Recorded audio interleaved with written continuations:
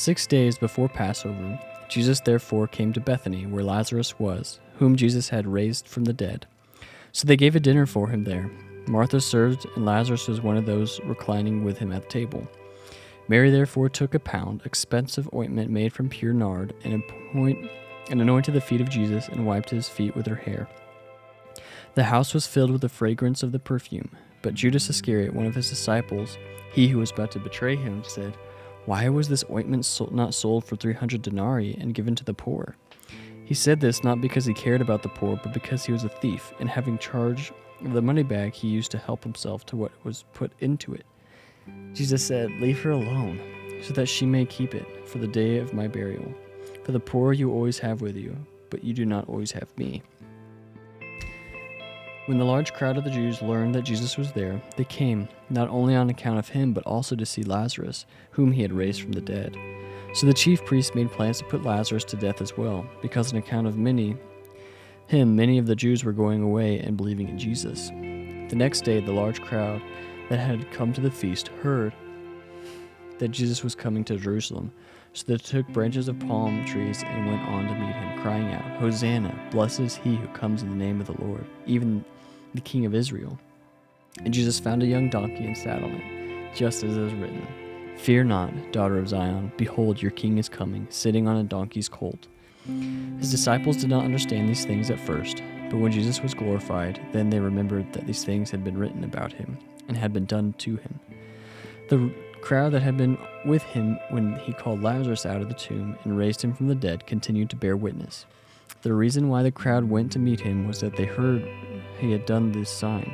So the Pharisees said to one another, "You see that you are gaining nothing. Look, the world has gone after him."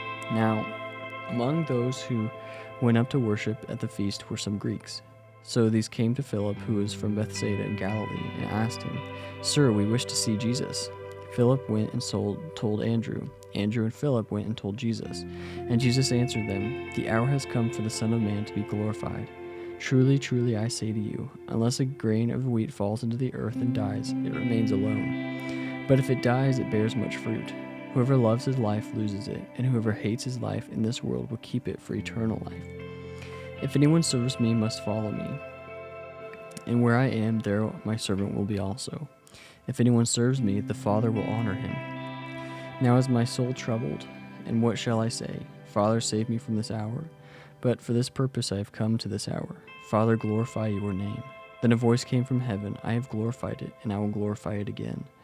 The crowd that stood there and heard it said that it had thundered. Others said an angel had spoken to him. And Jesus answered, "The voice has come for your sake, not mine. Now is the judgment of this world, now will the ruler of this world be cast out. And I, when I am lifted up from the earth, will draw all people to myself." He said this to show by what kind of death he was going to die. So the crowd answered him, "We have heard from the law that the Christ remains forever. How can you say that the Son of Man must be lifted up? Who is this Son of Man?" So Jesus said to them, "The light is among you for a little while longer. Walk while you have the light, lest darkness overtake you. The one who walks in the darkness does not know where he is going. While you have the light, believe in the light, that you may become sons of light." When Jesus said these things, he departed and hid himself from them. Though he had done so many signs before them, they did not believe in him, so that the word spoken by the prophet Isaiah might be fulfilled. "Lord, who has believed what he heard from us, and to whom has the arm of the Lord been revealed?"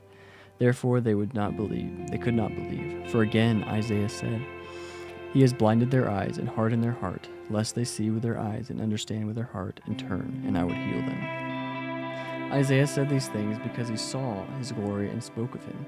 Nevertheless, many even of the authorities believed in him, but for fear of the Pharisees they did not confess it, so that they would not be put out of the synagogue, for they loved the glory that comes from man more than the glory that comes from God. And Jesus cried out and said, "Whoever believes in me believes not in me, but in him who sent me.